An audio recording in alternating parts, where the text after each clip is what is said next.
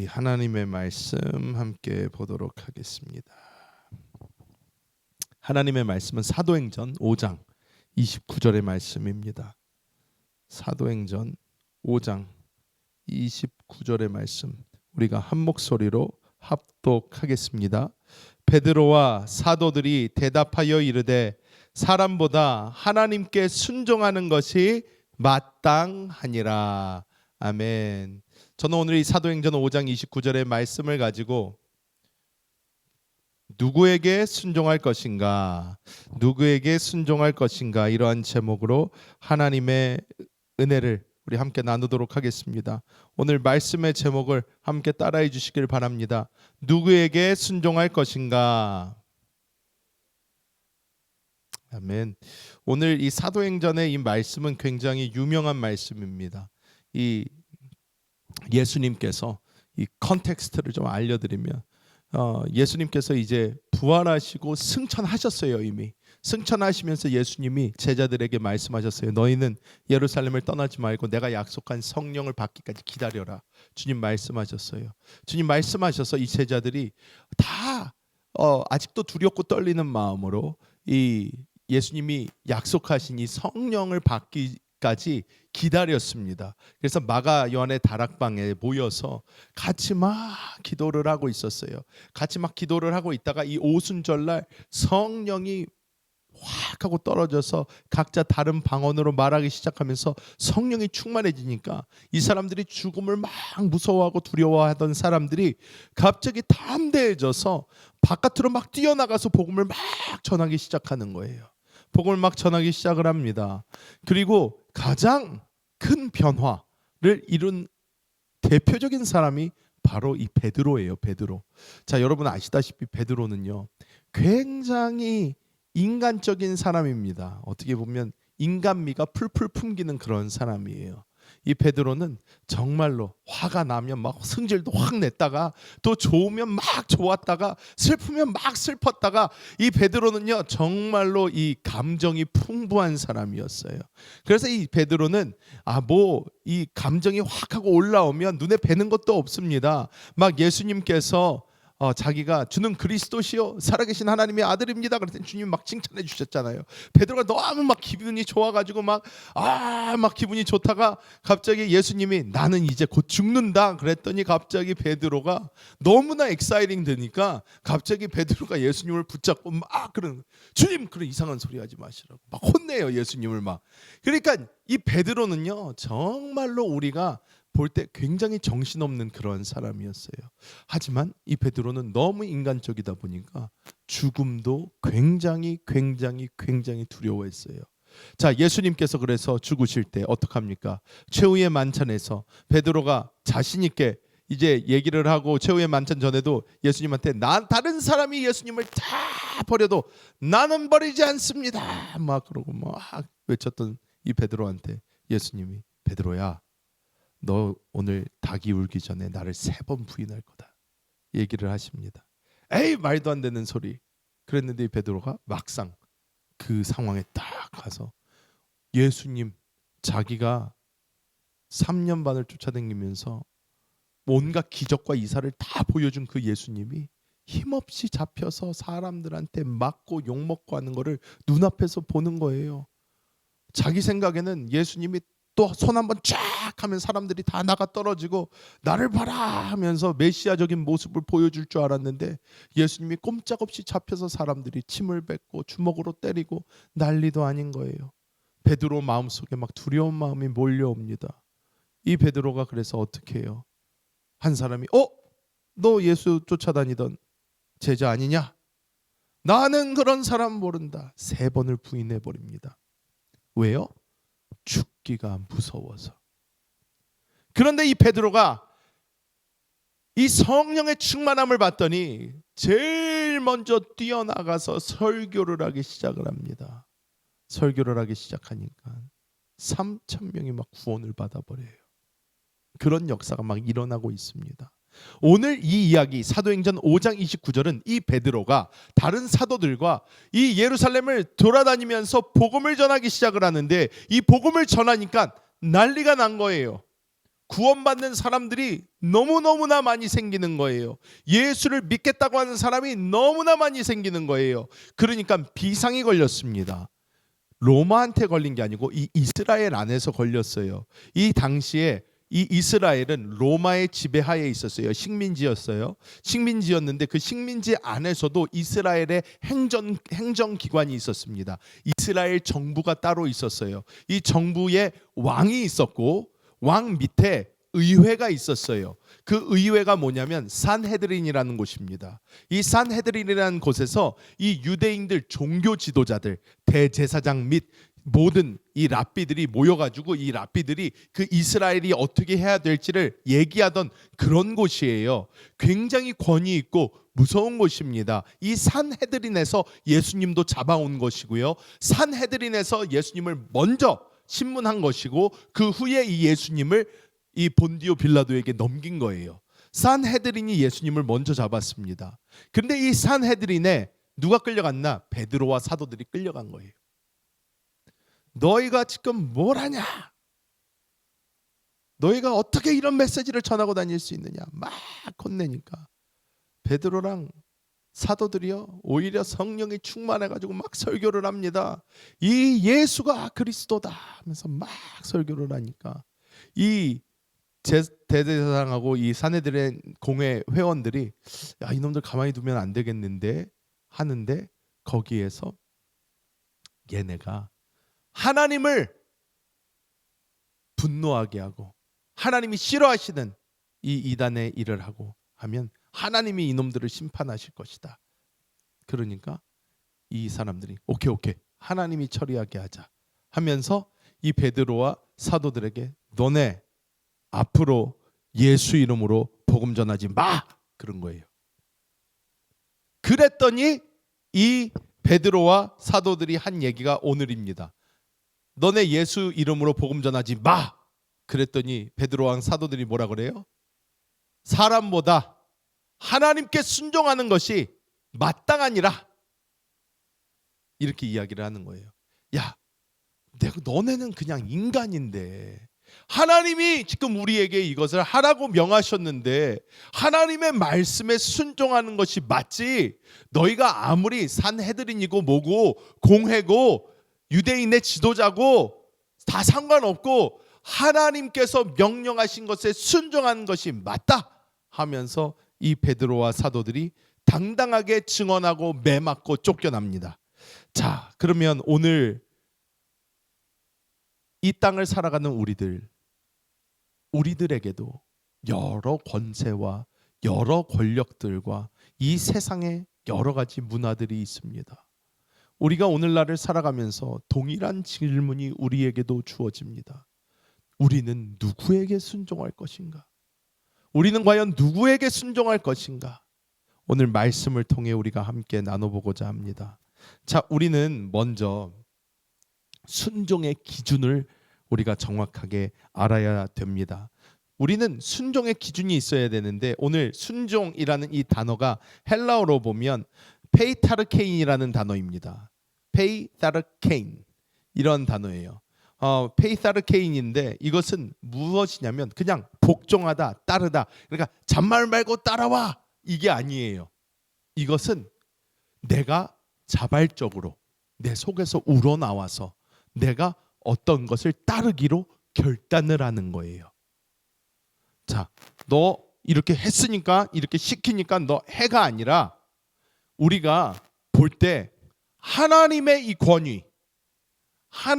이 권위가 이 세상의 다른 그 무엇보다 높기 때문에 나는 하나님께 내가 스스로 자발적으로 잠언하여서 내가 순종하겠다라는 모습이 바로 이 단어입니다.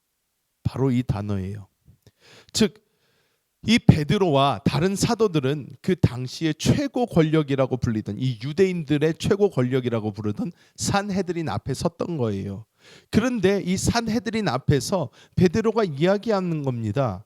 내가 복종하는 것, 내가 내 마음으로 우러나서 복종하고 내가 스스로 순종해서 따라갈 것은 사람이 아니라 하나님이다 라고 이렇게 베드로는 담대하게 외치고 있는 줄 믿습니다. 여러분, 우리 교회가 대부분 아실 텐데 주일날 오후, 주일날 저녁에 루마니아 사람들에게 우리 교회를 빌려줍니다. 로마니아 교회 사람들이 와서 예배드릴 수 있도록 빌려줘요. 근데 이 루마니아가 굉장히, 저도 잘 몰랐어요.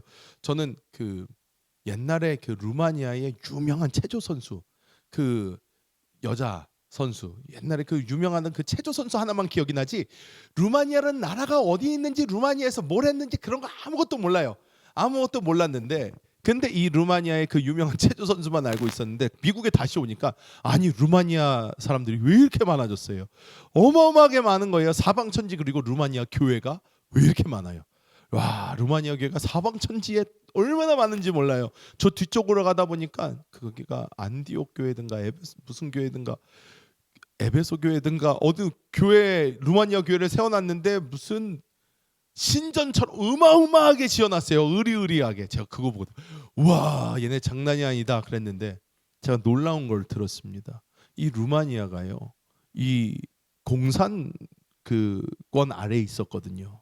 공산권 아래에 있었는데 이 루마니아가 믿음을 어마어마하게 신실하게 지킨 믿음의 선배들이 있었어요.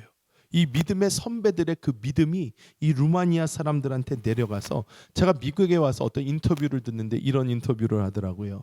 미국의 기독교는 썩었다, 누가 그러는 거예요.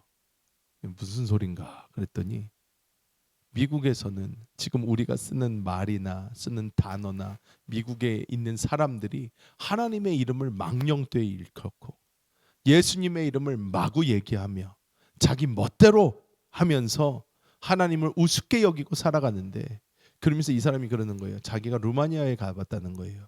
루마니아는요, 분위기가 다르대요. 분위기가 다르대요.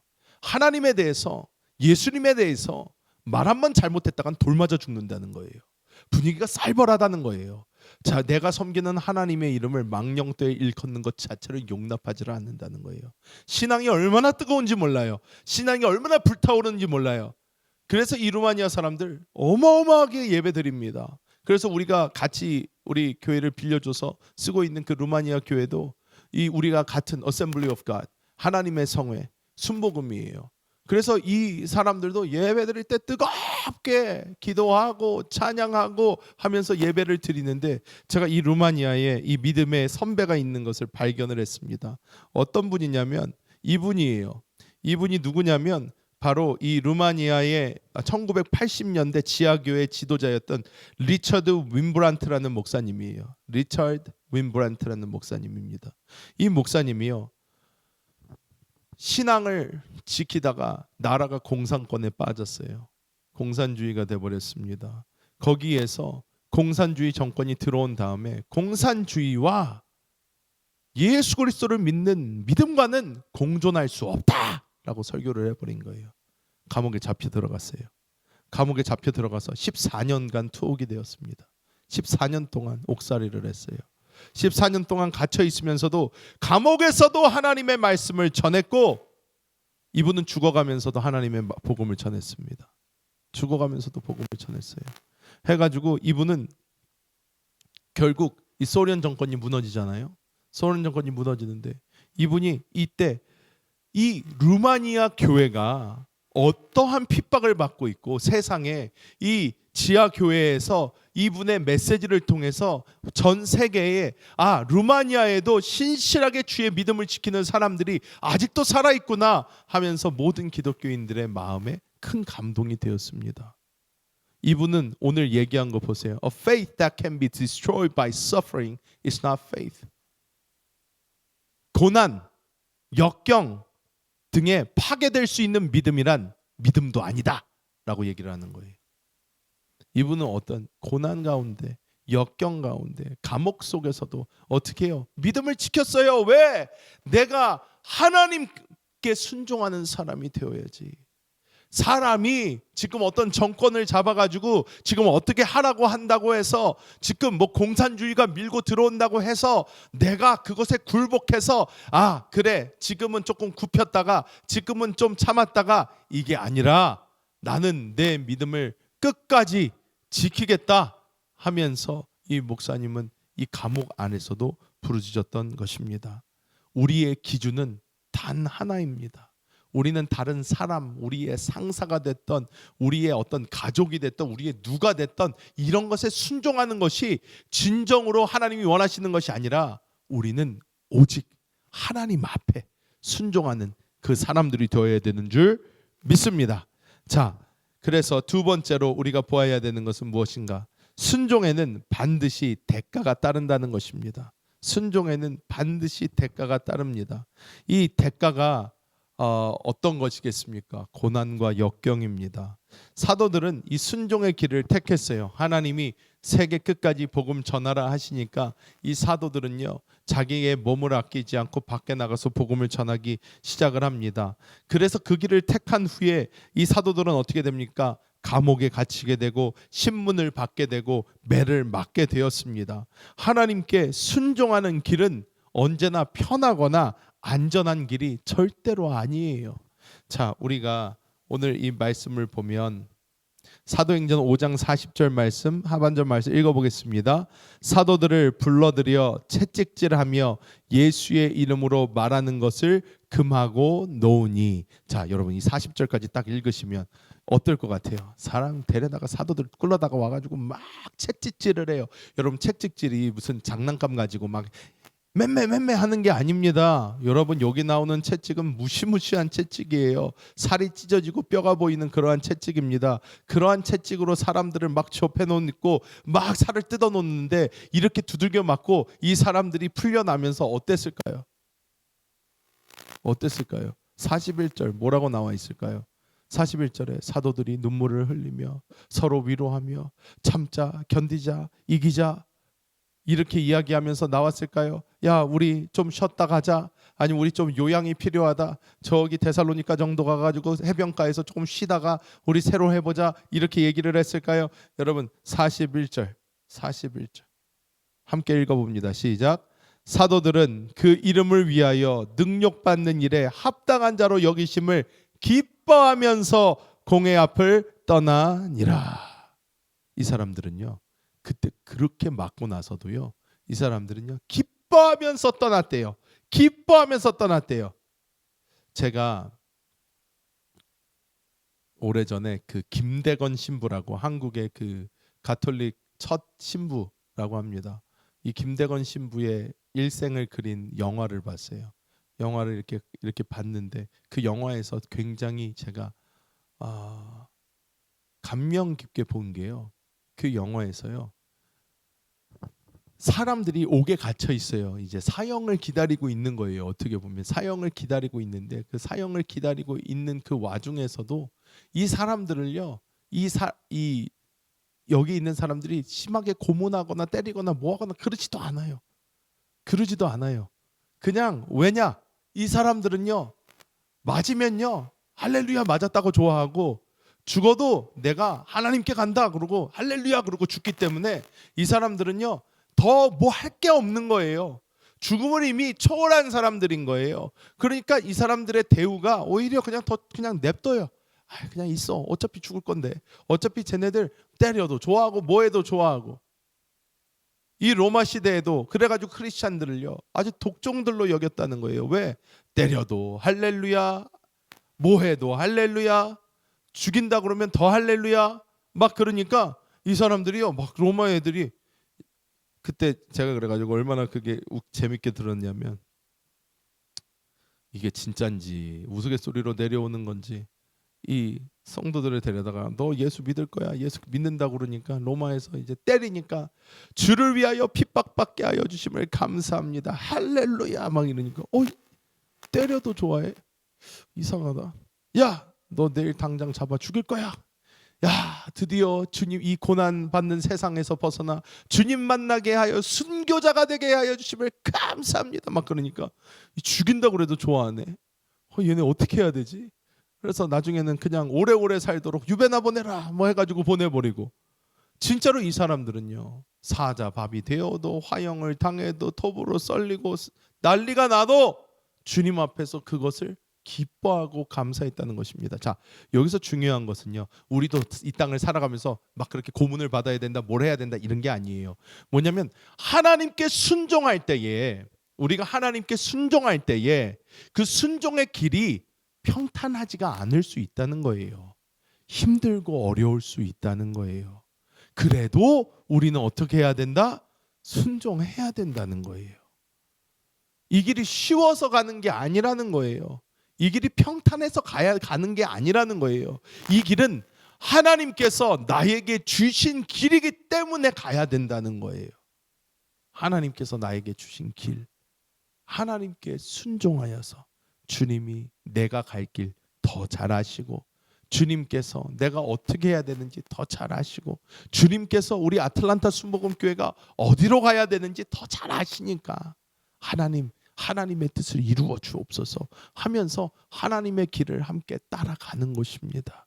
이 길이 힘들고 어려워도 우리가 순종하며 따라갈 때에 반드시 우리가 마지막으로 보는 이 순종의 열매가 반드시 우리에게 주어지게 되는 줄 믿습니다. 자, 순종의 열매, 이것이 과연 무엇일까요? 사도들이 복음을 막 전하기 시작하고 성도들이 많아졌어요. 교회가 부흥을 어마어마하게 했습니다. 몇천 명씩 구원을 막 받아버리니까 이 교회가 막 하루에 3,000명, 하루에 5,000명씩 부흥이 되는 거예요. 막 그러니까 이 교회가 어떻겠어요? 막 몇만 명이 있는 거죠. 어마어마한 숫자가 몰려오는 거예요. 근데 제가 말씀드렸죠. 맨 처음에 이 사람들 뭐해요? 예수님이 시킨 거 무조건 성찬 해야 되는 거예요. 그러니까 그 몇천 명 사람들이 모여가지고요, 다 빵 먹고 포도주 마시고 앉았는 거예요. 쫙. 그러다가 좀 빨리 온 사람들은 너무 많이 먹어가지고 해롱해롱하고 있고, 늦게 온 사람들은 빵 다 떨어졌다고, 야 그래도 우리도 성찬해야 되는데 어떡하냐, 문제가 일어나기 시작을 하는 거예요.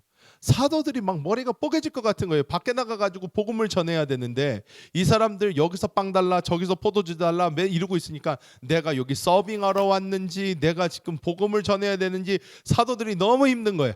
그러니까 이 사도들이 야 이러다가 안 되겠다. 이러다 안 되겠다. 자, 우리가 기도해서 우리 도와줄 집사님들을 뽑자. 그래가지고 제비 뽑기를 해가지고 하나님 안에서 기도하고 안수해가지고 안수 집사들을 세웠어요. 그 안수 집사 중에 한 명이 우리가 잘 아는 스데반입니다. 이 스데반 집사님이 그래가지고 안수를 받고, 이분도 원래는 구제 그리고 이 성찬 뭐 이런 거 맡아서 해야 되는 분인데, 근데 이 분도 뭐를 멈추지 않았어요? 복음 전하는 거 멈추지 않았다는 거예요. 밖에 나가서 복음을 전하다가 어떤 일이 생깁니까? 이 문제가 생겨버렸어요. 유대인들이 이제 열이 받은 거예요. 아 이거 뭔데 자꾸 와가지고 뭐 이렇다 저렇다 무슨 예수가 이렇다 저렇다 하니까 막 화가 나는 거예요. 이 유대인들이 막 열이 받고 있는데 이 스데반은요, 말이 그냥 얼마나 막 논리정연하게 복음이 막 전해지는지, 이야 막 유대인들 할 말이 없는 거예요. 그러니까 막 열만 받고 있는데, 그러다가 이 스데반을 어떻게 합니까? 스데반을 사울이죠 그 당시, 착 앞장서 가지고 저놈 이단 돌로 쳐 죽여, 내가 책임진다. 그래가지고 돌로 쳐 죽였어요 스데반을. 자, 돌로 이 교회의 아주 큰 리더를 죽인 거예요. 그러니까 이 교회의 전체적인 분위기가 어떻게 되겠어요? 야 이러다 죽겠구나 라는 분위기가 된 거예요. 사람들이 어떻게 돼요? 그러니까 좀 흩어지게 되죠. 근데 재밌는 게 있어요. 뭐냐면 여러분, 사람들은요 뭐가 잘 되잖아요. 뭐가 잘 되면 거기에 있고 싶어 해요. 떠나기 싫어합니다. 떠나기 싫어해요. 예루살렘에 있었어요. 예루살렘 안에서 교회가 어마어마해지니까 이 사람들은요 사실 핍박, 환난, 고난 없었으면 예루살렘 안 떠납니다. 못하러 떠나요. 자기 집이 거긴데. 그러니까 그냥 머물렀겠죠 거기에. 여기가 좋사오니 맨날 만나가지고 빵 뜯어 먹고 포도주 마시고 성찬하고 서로 은혜 나누고 너무너무 좋아요. 그러다가 스데반이 잡혀 죽으니까 이 사람들이 위기의식이 생긴 거예요. 어떻게 해요? 흩어지기 시작해요. 흩어지기 시작하면서 이 흩어지면서도 이 사람들이 조용히 가는 게 아니고 어떻게 해요? 복음을 전하기 시작하는 거예요. 그래서 어떤 역사가 일어나는 거예요? 땅 끝까지 복음이 전파되기 시작하는 거예요. 복음이 퍼져나가기 시작하는 거예요. 하나님의 역사가 일어나기 시작했던 것입니다. 순종해서, 하나님 말씀에 순종해서 돌 맞아 죽고 순종해서 복음 전하기 시작하니까 어떻게 해요? 수많은 사람들이 주님께 돌아오는 역사가 일어나기 시작합니다. 그래서 사도행전 11장 21절 우리가 함께 읽어봅니다. 주의 손이 그들과 함께 하심에 수많은 사람들이 믿고 주께 돌아오더라. 아멘. 이것은 우리가 하나님의 말씀에 순종할 때 반드시 막 부흥이 일어나고 반드시 뭐가 잘 된다 보다도 하나님께서 그 역사 가운데 함께 하시니까 우리가 하는 일 가운데 하나님의 능력이 나타난다는 거예요. 하나님의 살아계심이 보여진다는 거예요. 부흥으로 보여질 수도 있고 다른 것으로 보여질 수도 있습니다. 하지만 우리가 예수 왜 믿습니까? 우리가 예수 믿는 것은요, 살아계시기 때문에, 하나님이 살아계시기 때문에 우린 예수 믿는 거예요. 그냥 단지 우리가 어떠한 이론이 필요한 게 아니고 우리가 그냥 교회 와가지고 무슨, 여러분 이게 다 가짜면 무슨 소용이 있습니까? 여기서 무슨 위로를 받습니까? 여기서 무슨 희망이 있고 무슨 소망이 있습니까? 이게 싸그리 다 가짜면 도대체 우리가 하는 게 뭡니까? 아무것도 아닌 거예요. 하지만 하나님 살아계시고 하나님 지금도 역사하시고 하나님이 실제이시기 때문에 우리가 하는 이 모든 것에 의미가 있다는 거예요. 그래서 우리가 하나님께 순종할 때에 반드시 하나님의 그 놀라운 열매들이 그 사역을 통해서 역사하게 되는 줄 믿습니다. 여러분, 순종은 당연히 마땅히 해야 하는 것입니다. 여러분, 우리가 순종을 할 때 하나님의 역사가 일어난다는 것은 어떻게 보면 굉장히 단순한 이치입니다. 단순한 이치. 여러분이 보실 때에, 자, 여러분도 자녀들을 다 키워보신 분들은 아실 거예요. 자녀들에게, 여러분 엄마들에게 디폴트 값이라고 하는, 엄마들이 자녀들에게 당연히 하는 것 중에 하나가 뭐예요? 잔소리입니다. 잔소리. 모든 자녀들이 다 싫어요. 막 끔찍하게 생각을 해요. 그런데도 어떻게 해요? 보면 자동으로 장전 발사. 이게 그냥 당연히 부모들은 자녀를 보면 참아야 되는데 이게 나오죠. 그냥 쫙. 아, 너 이렇게, 이건 이렇게, 이건 이렇게 해야 된다. 잔소리가 나와요. 잔소리가 이렇게 자녀에게 잔소리가 툭 하고 나오는데, 그런데 우리가 다 아는 것은 뭐예요? 모든 세상 사람들이 다 부모님 말씀을 그대로 듣는다면 다들 대통령 됐을 거예요. 왜? 뭐 잘못되라고 뭐 망하라고 그러는 부모가 어디 있습니까? 다 자식이 잘 되기 원하니까 자식에게 이야기하는 것이죠. 그런데 우리가 자녀들을 키우다 보면 여러분에게 능력이 어느 정도 있는데 자녀들을 키우는데 이 자녀가 여러분한테 여러분이 원하는 것, 생각하는 것, 여러분이 바라는 것에 철저히 순종해서 이 자녀가 진짜 말을 잘 듣는다고 한번 생각을 해보십시오. 여러분 어떨 것 같습니까? 그런 자녀를 안 키워보셔서 모르시겠어요? 어떤 것 같아요? 저는 지금 5명을 키우잖아요. 5명을 키우는데 이것들이 얼마나 말을 잘 듣는지, 와, 말을 갖다가 한 5번 연속으로 해도 이쪽 귀로 들어갔다가 저기로 나가나 봐요. 어디 나가던데도 이상한 데로 나가버려요. 뭐 얘기를 해도 안 들어가요. 슉슉슉슉슉슉 날아갑니다. 뛰어가면서 같이 날아가나 봐요. 막 날아가요. 얘기를 하고 또 하고, 야 이러면 안 된다 저러면 안 된다 얘기를 하는데, 여러분 근데 어느 순간 이 자녀가 갑자기 철이 들어가지고 얘기를 탁 하는데, 네 아빠 알겠습니다, 제가 잘할게요 해가지고 착 한다고 생각을 해보십시오. 이야, 그러면 저는 뭐라도 팔아다가 얘를 뭘 해줘야 될까? 얘를 뭘 해주면 좋아할까? 얘가 필요한 게 뭐가 있을까? 얘를 어떻게 하면 얘가 좋아할까? 얼마나 고마워요. 얼마나 예쁘고. 내가 할 수 있는 막 모든 걸 해주려고 그럴 거예요. 하나님 마음이 그래요. 순종이 제사보다 낫다. 사무엘이 한 그 유명한 말이 있습니다. 하나님 말씀 잘 듣는 자녀, 하나님이 이뻐하시는 것은요, 당연한 거예요. 당연한 거예요. 이건 뭐 놀라운 진리가 아니에요, 여러분. 너무 당연하잖아요. 근데 하나님이 여러분에게 원하시는 그것에 여러분 어떻게 하면 된다고요? 순종하면 된다는 거예요. 순종. 순종만 하면 돼요. 주님, 내가 어떻게 할까요? 주님께서 주시는 부담에 따라 아멘. 주님 알겠습니다. 제가 그 길을 가겠습니다. 가는 거예요. 교회 안에서 새로운 비전과 꿈을 제시를 하고, 자, 여러분 이제 이쪽으로 갑시다 할 때 아멘. 주님, 우리에게 새로운 꿈을 주심을 감사합니다. 렛츠고. 같이 가는 거예요. 그럴 때 하나님께서 주실 때에 하나님의 그 뜻을 따라 우리가 붙잡고 이렇게 같이 가면 하나님의 은혜가 우리 앞에 알아서 펼쳐지게 되는 놀라운 은혜가 우리에게 주어질 줄 믿습니다. 여러분, 이것은 당연한 것이고요. 너무나 심플한 것입니다. 우리가 주님 앞에서 이 땅을 살아가면서 하나님께 잘 순종하여 날마다 하나님의 뜻이 우리의 가운데 삶을 통해서 이루어지고 하나님의 은혜가 삶 가운데 부어지는 그 놀라운 기적을 체험하는 우리 모든 성도님들 되시기를 예수님의 이름으로 축복합니다.